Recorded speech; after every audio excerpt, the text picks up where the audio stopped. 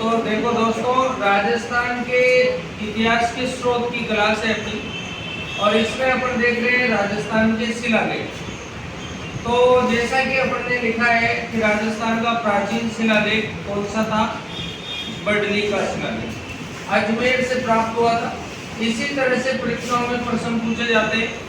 अब यहाँ पर अगर हम बात करें तो अभी राजस्थान पुलिस का पेपर हुआ था जिसमें बेडवास प्रशस्ति का प्रश्न पूछा गया। तो बेडवास प्रशस्ति जो है इसका संबंध किस राजा से था? इस तरह से यहाँ पर प्रश्न बन गया। तो राइट आंसर क्या बन जाएगा? राजसिंह बन जाएगा। तो अपने को इसमें 3 पॉइंटों में फोकस करना है। एक तो शिलालेख का नाम, एक उसकी स्थान, और एक उसका वर्ष, कौन से साल का है वो, जैसे, और उसमें प्राप्त जानकारी। अब जैसे मान लो कि अगर अपन यज्ञों की बात करें तो राजस्थान में बहुत सारे शिलालेखों यज्ञों की जानकारी देते हैं। जैसे कौशंबी शिलालेख अश्वमेध की, नादसा षष्ठी रात्रि यज्ञ की, बरनाला गर्भत्री रात्रि यज्ञ की, बड़वा त्रिरात्रि यज्ञ की, विजयगढ़ कुंडली वर्धन यज्ञ की, और बरबर माता। यहाँ पर यज्ञ की जानकारी अपने को नहीं मिल रही है।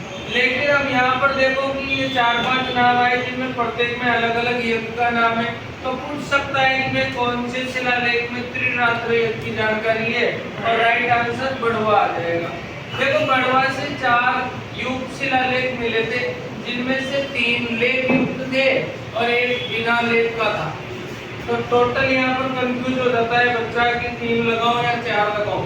तो उस कंडीशन में यहाँ का उत्तर है 4।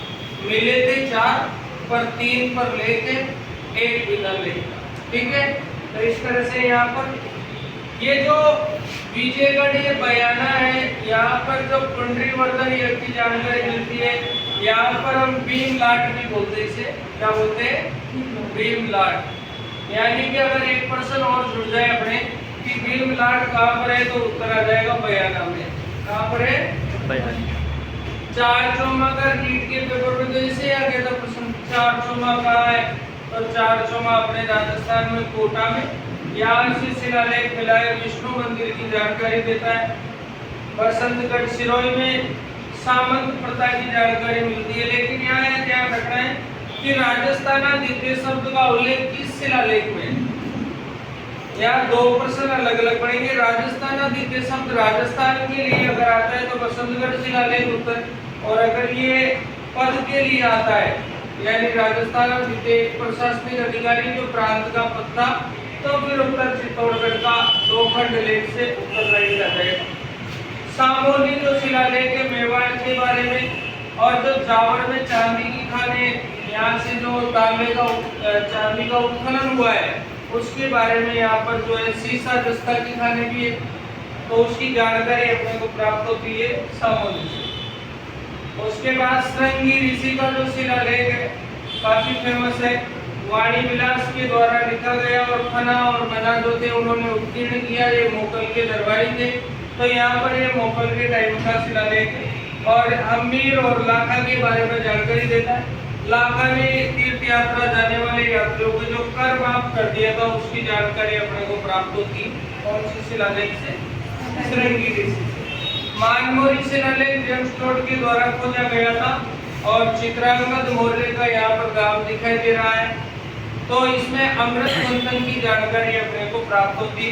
तो आपको पता है अमृत मंथन हुआ था, और इस शिलालेख को इंग्लैंड ले जाते समय मानमोरी को वो फेंक गया था समुद्र में, वजह नदी होने के कारण। उसके बाद कौशुंडी शिलालेख और एक कौशुंडी बावड़ी का शिलालेख, दोनों अलग अलग है। तो ये यहाँ पर कौशुंडी बावड़ी का शिलालेख है, और यहाँ पर जो हमने पढ़ा था वो कौशुंडी का शिलालेख है। तो कौशुंडी बावड़ी का शिलालेख जो है महेश्वर के द्वारा वास्तुकार था, और श्रृंगार देवी के द्वारा लिखवाया गया था। तो श्रृंगार देवी जोधा की पुत्री थी, तो उसने अपने पिताजी की यहाँ पर प्रशंसा की इस शिलालेख। इसी तरह से नागदा का शिलालेख है जो बहुविवाह के और संयुक्त परिवार प्रथा के बारे में उल्लेख करता है, नागदा का शिलालेख। तो इस तरह से आज अपन ने कुछ शिलालेखों के बारे में जाना। आगे हम और विस्तार से शिलालेखों के बारे में जानेंगे। ठीक है। करता था।